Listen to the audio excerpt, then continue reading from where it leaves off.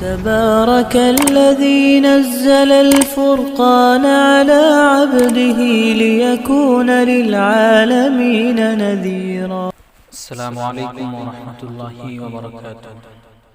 الحمد للہ وکفى وسلام علی عباده الذین اصطفى. اما بعد فقد قال النبي صلی اللہ تبارک وتعالی علیہ وسلم: من تزوج امرأة لعزها لم يزد الله الا ذلا ومن تزوجها لمالها لم يزد الله الا فقرا الى آخره كما قال علیہ الصلاة والسلام.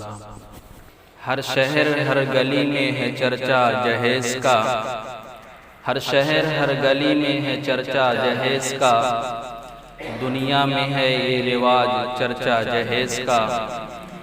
لڑکے کے جنم ہوتے ہی کہتا ہے فخر سے، لڑکے کے جنم ہوتے ہی کہتا ہے فخر سے، 1,00,000 کا ہے یہ ٹکٹ یہ بچہ جہیز کا. اور لڑکی کے والدین کی نیندیں حرام ہے، لڑکی کے والدین کی نیندیں حرام ہے، جب سے سنا ہے شہر میں چرچا جہیز کا. میرے عزیز بھائیوں، بزرگوں اور دینی اسلامی بھائیوں، مسجد کے آداب میں سے یہ ہے کہ جو شخص مسجد میں داخل ہو اسے چاہیے کہ سب سے پہلے اگلی صفوں کو پر کرے، پھر دیگر صفوں کو پر کرے. اسی طریقے سے یہ بھی ہے کہ مسجد کی صفائی یہ بھی مسجد کے آداب میں سے آتا ہے، لیکن اب یہ نہیں ہونا چاہیے کہ اس میں یہ ہو کہ ہم آپ کو کہیں اور وہ سامنے والا آپ کو کہے. ایسا ہرگز نہیں ہونا چاہیے، بلکہ مسجد اللہ تبارک و تعالیٰ کا گھر ہے تو اس کی صفائی ستھرائی کے لیے ہر ایک کا حق بنتا ہے، نہ کہ صرف ایک کا. لہٰذا میری اس بات کو کوئی برا نہ سمجھے، بس میں یہ کہنے کے لیے بات بتلانا چاہتا ہوں کہ یہ مسجد اللہ تبارک و تعالیٰ کا گھر ہے. یہ کسی کے حصے میں نہیں آتا کہ یہ فلاں کے شخص کے حصے میں ہے، یہ فلاں شخص کے حصے میں مسجد ہے، بلکہ یہ مسجد سارے گاؤں والوں کے لیے ہے. تو اس کا یہ فریضہ بنتا ہے گاؤں والوں کے لیے، جس کو اللہ توفیق دے وہ مسجد میں پہلے آ کر مسجد کی صفائی کر دے. تو اللہ رب العزت فرماتے ہیں کہ جو شخص میرے گھر کو صاف کرے گا تو میں اس کے دل کو صاف کر دوں گا، اس کے دل پر جو زنگ لگے ہوئے ہیں میں اس کو صاف کر دوں گا. تو میرے عزیز بھائیوں، مسجد اگر گندی نظر آئے، مسجد میں کوڑے کرکٹ نظر آئے تو ہمارا فریضہ بنتا ہے کہ ہم اسے صاف کریں. بلکہ کہنے والے سے بہتر یہ ہے ہم کسی سے کہیں، بلکہ وہ کام خود اگر کر دیں تو یہ بہت بہتر ہوگا. اور اس سے یہ ایک بات کا یہ بھی فائدہ ہوگا کہ سامنے والے کو برا بھی نہیں لگے گا. اور اگر آپ کسی کام کو کرنے میں پہل کریں گے تو آپ کے دیکھنے کی وجہ سے اور بھی لوگ دیکھا جو ایک بات ہوتا ہے کہ کسی کے دیکھنے کی وجہ سے لوگ اس کام میں کرنے لگتے ہیں، ایسے یہ بھی ہوگا کہ جب کوئی شخص پہلے کام کرنا شروع کرے گا تو دیکھنے والا جو بازو میں بھائی کھڑا ہے وہ کہے گا میرا ایک بھائی کام کر رہا ہے مسجد کا، لاؤ میں بھی ہاتھ بٹا لیتا ہوں. تو میرے بھائیوں، مسجد کی صفائی کرنا یہ ہر ایک کا فریضہ ہے، نہ کہ صرف ایک کا. تو میرے عزیز دوستو، آج جو میں آپ کے سامنے بات کرنے کے لیے یہاں پر حاضر ہوا ہوں، میرا تو آج مضمون کچھ اور تھا، لیکن کچھ مسئلے ایسے پیش آ گئے جس کی بنا پر میں نے اپنا مضمون چینج کر دیا ہے. اور یہ مضمون بہت اہم ہے اور ہمارے سماج کے اندر بہت تیزی کے ساتھ پھیلتا جا رہا ہے، اور ہم آپ اس کو مشاہدہ بھی کرتے جا رہے ہیں، دیکھتے بھی جا رہے ہیں. وہ کیا ہے؟ اور یہ بہت بری بلا ہے جو پھیلتی چلی جا رہی ہے اور ہمیں اور آپ کو اس کا اندازہ نہیں ہوتا جا رہا. یہ ایسی بلا ہے میرے عزیز دوستو جسے ہم اور آپ جہیز کے نام سے جانتے ہیں. ابھی چند دن قبل پہلے جو واقعہ پیش آیا آپ سبھی کو معلوم ہوگا. یہ جو معاملہ پیش آیا چند دن پہلے یہ جہیز کی وجہ سے پیش آیا. میرے دوستو، اللہ کے نبی صلی اللہ علیہ وسلم کی بیٹی لخت جگر اماں کیا نام ہے حضرت فاطمہ الزہرا رضی اللہ تعالیٰ عنہا کا جب نکاح ہوتا ہے لوگ تانے دیتے ہیں اور لوگ کہتے ہیں کہ حضور صلی اللہ علیہ وسلم نے بھی جہیز دیا. نہیں میرے عزیز بھائیوں، حضور صلی اللہ علیہ وسلم نے اپنے لخت جگر کو دیا تو ہے، لیکن یہ بھی دیکھو کیا چیز دیا ہے.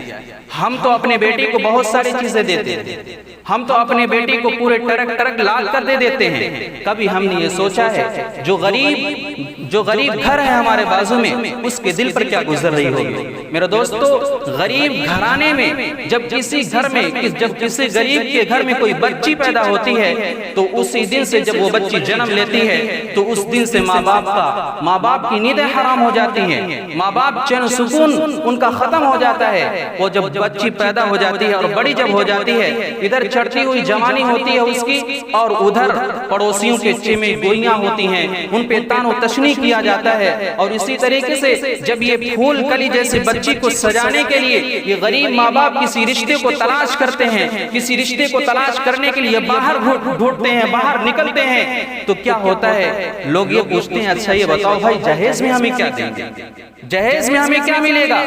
وہیں پر اس غریب ماں باپ کے دل کی ساری خواہشیں، ساری تمنائیں مسمار ہو جاتی ہیں، ختم ہو جاتی ہیں۔ میرے عزیز دوستو، اللہ کے نبی صلی اللہ علیہ وسلم کی پیاری بیٹی لخت جگر نور نظر حضرت فاطمہ الزہرا رضی اللہ تعالی عنہا کا نکاح ہو رہا ہے۔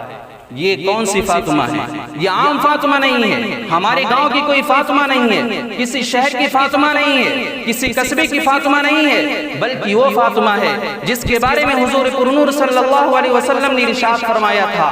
کیا فرمایا تھا؟ وَسَيِّدَةُ نِسَاءِ أَهْلِ الْجَنَّةِ فَاطِمَةُ الزَّهْرَا رضی اللہ تعالی عنہا۔ اے فاطمہ، تو کوئی عام بچی نہیں ہے، اے فاطمہ تو کوئی عام بچی نہیں ہے، تو عام کوئی لڑکی نہیں ہے، بلکہ تو وہ لڑکی ہے جسے نبی کریم صلی اللہ علیہ وسلم نے کہا کہ اے فاطمہ تو جنت میں جنتی عورتوں کی سردار ہے۔ یہ فاطمہ، اس فاطمہ کو کہا جا رہا ہے کہ تو جنت میں جنتی عورتوں کی سردار ہے۔ اور جب ان کا نکاح ہو رہا ہے تو کیا دیکھا جا رہا ہے میرے عزیز بھائیوں؟ آپ کتابوں کو پڑھو، آپ کتابوں کا مطالعہ کرو، آپ علماء کی تقریریں سنو۔ علماء کی تقریریں تو بہت ہوتی رہتی ہیں میرے عزیز دوستو، علماء اپنی باتیں بیان کرتے ہیں، بیان کرتے رہتے ہیں، ممبروں سے باتیں نکلتی رہتی ہیں، لیکن سننا اور سنانا صرف یہی تک رہے تو کوئی مقصد حاصل نہیں ہوگا۔ مقصد اسی وقت حاصل ہوگا۔ دل میرا جلا ہوا ہے میرے عزیز دوستو، اس لیے اگر کوئی بھی بات میری بری لگے تو میں معذرت خواہ ہوں، کیونکہ وہ جو احمد آباد گجرات کے اندر جو واقعہ پیش آیا ہے، میں نے اس کلپ کو دیکھا ہے، میں نے اس ویڈیو کو دیکھا ہے، آپ لوگوں نے بھی دیکھا ہوگا۔ یقین کے ساتھ کہہ سکتا ہوں میں یہ بات، اگر آپ لوگوں نے بھی اس کلپ کو دیکھا ہوگا، اس ویڈیو کو دیکھا ہوگا تو آنکھوں سے آنسو جاری ہوئے ہوں گے۔ اور اگر کسی شخص نے اس ویڈیو کو دیکھا اور دیکھنے کے بعد اس کے آنکھوں سے آنسو جاری نہ ہوئے تو سمجھو کہ اس کے دل میں، سمجھو کہ اس انسان کے جسم میں دل نہیں ہے، اس کا دل ختم ہو گیا ہے، اس کا دل مر گیا ہے۔ اگر وہ ویڈیو دیکھنے کے بعد اس کا دل نہ رویا ہو، اگر اس ویڈیو کو دیکھنے کے بعد اس کے آنکھوں سے آنسو جاری نہ ہوئے ہوں تو سمجھو کہ اس کا دل مر چکا ہے، اس کا دل مردہ ہو چکا ہے۔ تو میرے عزیز دوستو، یہ حضرت فاطمہ الزہرا رضی اللہ تعالی عنہا کا نکاح ہو رہا ہے۔ کس شخص سے نکاح ہو رہا ہے؟ کس شخص سے نکاح ہو رہا ہے؟ اس شخص سے نکاح ہو رہا ہے جس کو اللہ کے نبی صلی اللہ علیہ وسلم نے حیدر کرار کا لقب دیا، جسے کرم اللہ وجہ کا لقب دیا۔ حضرت علی مرتضی رضی اللہ تعالی عنہ سے نکاح ہونے جا رہا ہے۔ نکاح ہو جاتا ہے، نکاح ہونے کے بعد آپ صلی اللہ علیہ وسلم اپنی لخت جگر کو ودا کرتے ہیں، اپنی لخت جگر کو روانہ کرتے ہیں ان کے گھر میں۔ جب روانہ کرنے کا وقت آتا ہے میرے عزیز بھائیوں، ان کے بیٹی فاطمہ الزہرا کے لخت جگر، بیٹی فاطمہ الزہرا کے جسم پر جو چادر ہوتی ہے اس چادر پر 16 پیوند لگے ہوئے ہوتے ہیں، 16 چکچیاں لگی ہوئی ہوتی ہیں۔ اس حالت میں اپنی لخت جگر کو روانہ کر رہے ہیں حضرت علی مرتضی رضی اللہ تعالی عنہ کے گھر پر۔ اور یہیں پر بس نہیں ہوتا ہے بلکہ ان کے ساتھ جو سامان دیے جا رہے ہیں وہ کیا سامان ہوتا ہے؟ 2 مٹکے ہوتے ہیں، 1 چکچی ہوتی ہے اور 1 تکیہ ہوتا ہے۔ یہ سامان، یہ مختصر سا سامان لے کر حضرت علی رضی اللہ تعالی عنہ کے ساتھ یہ سامان پیش کیا جا رہا ہے اور اپنی بیٹی کو ان کے ساتھ روانہ کیا جا رہا ہے۔ اور یہیں پر بس نہیں ہوتا بلکہ آج تو ہم اپنی بیویوں کو لے کر آتے ہیں، اپنی بیوی کو، اپنے بچیوں کو روانہ کرتے ہیں تو کوئی اپنی بچی کو ماروتی میں لے کر آتا ہے، کوئی اور بھی ہائی فائی گاڑی میں لے کر آتا ہے، لیکن وہاں کیا ہو رہا ہے؟ اپنی لخت جگر، اس لخت جگر کو جو جنت میں جنتی عورتوں کی سردار ہوگی، اس کو جب روانہ کیا جا رہا ہے تو کوئی گاڑی نہیں، کوئی ایسا انتظام نہیں جس کے ذریعے سے ان کو آسانی کے ساتھ پہنچا دیا جائے، بلکہ جب روانہ کیا جا رہا ہے تو پیدل روانہ کیا جا رہا ہے، کوئی ایسی چیز نہیں جن پر ان کو بٹھا کر روانہ کیا جائے۔ میرے دوستو، اس طرح اللہ کے نبی صلی اللہ علیہ وسلم نے اپنے لخت جگر کو روانہ کیا ہے حضرت علی مرتضیٰ رضی اللہ تعالیٰ عنہ کو۔ میرے عزیز بھائیوں، اگر کوئی بڑے فخر کے ساتھ یہ کہتا ہے کہ میرا بیٹا انجینئر ہے، میرا بیٹا، اگر کوئی یہ شخص کہتا ہے کہ میرا بیٹا پائلٹ ہے، اگر کوئی شخص یہ کہتا ہے کہ میرا بیٹا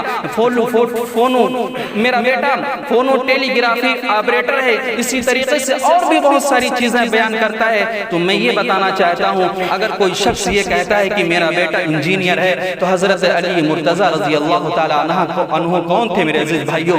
وہ خلیفہ رسول تھے۔ اگر کوئی کہتا ہے کہ میرا بیٹا پائلٹ ہے تو حضرت علی مرتضیٰ رضی اللہ تعالیٰ عنہ میرے عزیز دوستو یہ فاتح خیبر تھے۔ یہ حضرت علی مرتضیٰ رضی اللہ تعالیٰ عنہ کی یہ لقب جو حضور صلی اللہ علیہ وسلم نے حضرت علی مرتضیٰ رضی اللہ تعالیٰ عنہ کو دیے ہیں، اس طریقے سے آپ صلی اللہ علیہ وسلم نے اپنے بیٹے لخت جگر کو حضرت علی مرتضیٰ رضی اللہ تعالیٰ عنہ کے ساتھ روانہ کر رہے ہیں۔ آج ہمارا معاشرہ کتنا گندا ہوتا جا رہا ہے، کتنا برا ہوتا جا رہا ہے، ہمیں اور آپ کو اس کا پتہ نہیں ہو رہا ہے۔ میرے عزیز دوستو، ہماری ذمہ داری ہے، ہمارا یہ فریضہ بنتا ہے کہ ہم اس ملک بیماری کو، ہم اس رسم و رواج کو ختم کرنے کی ضرورت ہے۔ بیانات بہت سنے لیکن سننے سے کوئی فائدہ نہیں ہے۔ ہمیں اس رواج کو ختم کرنے کی ضرورت ہے۔ ہمارے معاشرے کے اندر جو وبا پھیل رہی ہے اس کو ختم کرنے کی ضرورت ہے۔ آج اس مجلس میں عہد کرو کہ ہم یہ جو جہیز جیسی جو رسم ہے اس کو ہم ختم کر کے رہیں گے۔ یہ سنگ گراں جو حائل ہے رستے سے ہٹا کر دم لیں گے۔ ہم پھول بھی ہیں، تلوار بھی ہیں، باطل سے باطل کو مٹا کر دم لیں گے۔ میرے عزیز بھائیوں، گجرات احمد آباد کے اندر جو واقعہ پیش آیا، عائشہ نامی جو لڑکی ہوتی ہے وہ کیا کرتی ہے؟ اپنے گھر والوں سے، اپنے سسرال والوں سے مایوس ہو کر، اپنے سسرال والوں سے تنگ آ کر آخر کیا ہوتا ہے؟ آخر ہوتا کیا ہے؟ جب کسی لوگوں کا اگر کوئی بھی شخص ہو، میں بھی ہوں، اگر مجھ پر سارے لوگ مل کر ٹارچر مجھے کریں، مجھے پریشان کریں، مجھے تنگ کریں، تو میرے اندر بھی بہت سی خلجان آ سکتا ہے، میرے اندر بھی بہت سی چیزیں پیدا ہو سکتی ہیں کہ میں کیا گزر سکوں، مجھے اس سے چھٹکارا مل جائے۔ اسی طریقے سے عائشہ بہن نے جو کیا میرے دوستو، اسی لیے انہوں نے یہ قدم اٹھایا۔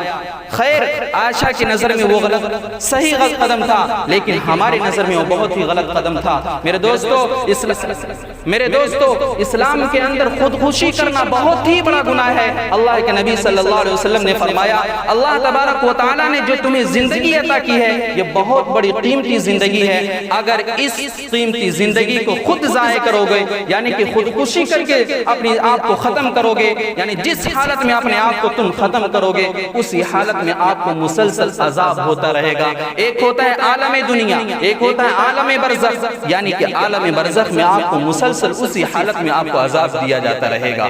میرے عزیز دوستو، حضرت عائشہ بہن نے جو قدم اٹھایا اس کی وجہ یہی بنی کہ اس کے گھر والوں کی جانب سے، اس کے سسرال والوں کی جانب سے جہیز کی ڈیمانڈ ہوتی رہے، جہیز کے مطالبات ہوتے رہے، تو آخر کتنا ہوتا رہے گا، کتنا لوگ پورا کرتے رہیں گے؟ ہمیں ایک دو مرتبہ کہا جائے کہ ہمیں جہیز دیا جائے، ہمیں یہ دیا جائے، ہمیں وہ دیا جائے، چلو 2 مرتبہ دے دیے، 3 مرتبہ دے دیے، 10 مرتبہ دے دیے۔ اگر آپ مسلسل اسی کا مطالبہ کرتے رہیں تو کہاں تک اس کے ماں باپ پورا کر سکتے ہیں؟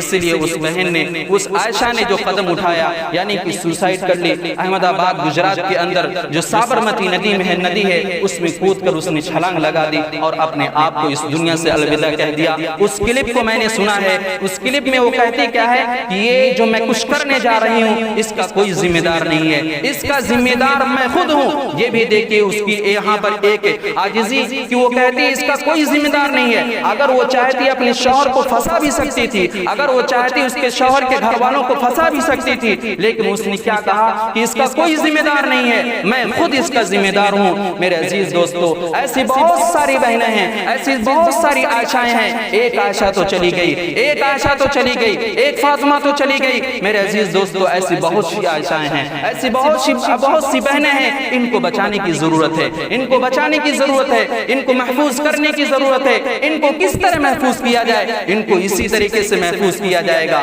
یہ جو جہیز جیسی لعنت ہے اس کو ختم کرنا پڑے گا، اس رسم کو ختم کرنے کی ضرورت ہے۔ میرے عزیز دوستو، اگر ہم نے اس رسم کو ختم کر دیا، اگر ہم نے اس جہیز جیسے لعنت کو ختم کر دیا، رسم رواج کو ختم کر دیا، تو ایسی بہت ساری بہنیں جو اپنی زندگیوں سے گھٹ گھٹ مر رہی ہیں، ان کی زندگی آسان گزرے گی، ان کی زندگی آرام و صحت کے ساتھ گزرے گی۔ اللہ تعالیٰ سے دعا ہے کہ اللہ تبارک و تعالیٰ مجھے بھی یہ اور آپ سب کو بھی یہ چھوٹی چھوٹی باتوں پر عمل کی توفیق عطا فرمائے۔ وقت ہو چکا ہے، اور جو حضرات سنت نہ پڑھیں وہ پڑھ لیں۔ اور ایک بات اور گزارش کر رہا ہوں کہ آپ حضرات مسجد میں پہلے آنے کی کوشش کریں۔ آپ لوگ عین وقت میں مسجد آتے ہیں تو وہ باتیں نہیں ہو پاتی جو باتیں کہنی چاہیے۔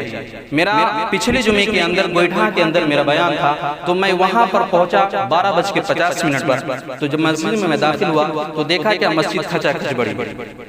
آپ لوگوں نے ایک بات بھی سنی ہوگی، میں نے اپنے بڑوں سے سنا ہے کہ جب خطیب کھڑا ہوتا ہے منبر پر تو اسے عوام بلواتی ہے، نہ کہ وہ خود بولتا ہے۔ یعنی کہ عوام جیسے ہوتے ہیں ویسے ہی اس کی باتیں نکلتی ہے۔ جب وہاں پر میں کھڑا ہوا تو میں نے میرا کوئی مطالعہ نہیں تھا، لیکن الحمدللہ وہاں پر 40 منٹ سے زیادہ میں نے بیان کیا۔ اور یہاں پر میرا ماجرا کیا ہوتا ہے، جب بھی میں مسجد میں داخل ہوتا ہوں میرے ذہن میں جو میں خاکہ بنا کر آتا ہوں وہ سارا خاکہ ذہن سے ختم ہو جاتا ہے۔ اس کی وجہ یہ ہوتی ہے کہ جب میں مسجد میں داخل ہوتا دیکھتا کیا ہوں کہ مسجد پورا ویران ہے، مسجد خالی ہے۔ کم سے کم جمعہ کے دن سب سے پہلے آنے کی کوشش کریں۔ ہونا تو یہ چاہیے کہ 5 وقت میں سب سے پہلے پہنچنے کی کوشش کریں، لیکن چلو ٹھیک ہے، اگر 5 وقت میں نہیں پہنچتے کسی کام کی مشغولیت کی وجہ سے، کوئی کام میں آپ مشغول رہے تو اس میں آدمی آگے پیچھے کر لیتا ہے۔ لیکن جمعہ جو سارے دنوں کا سید الایام ہے، یعنی کہ جمعہ پورے اور دنوں کا سردار ہوا کرتا ہے، تو اس کی اہمیت کے لیے کم سے کم جمعہ میں سب سے پہلے آنے کی کوشش کریں اور اس کی فضیلت حاصل کریں۔ اللہ مجھے بھی اور آپ کو توفیق عطا فرمائے، آمین۔ وما علینا الا البلاغ۔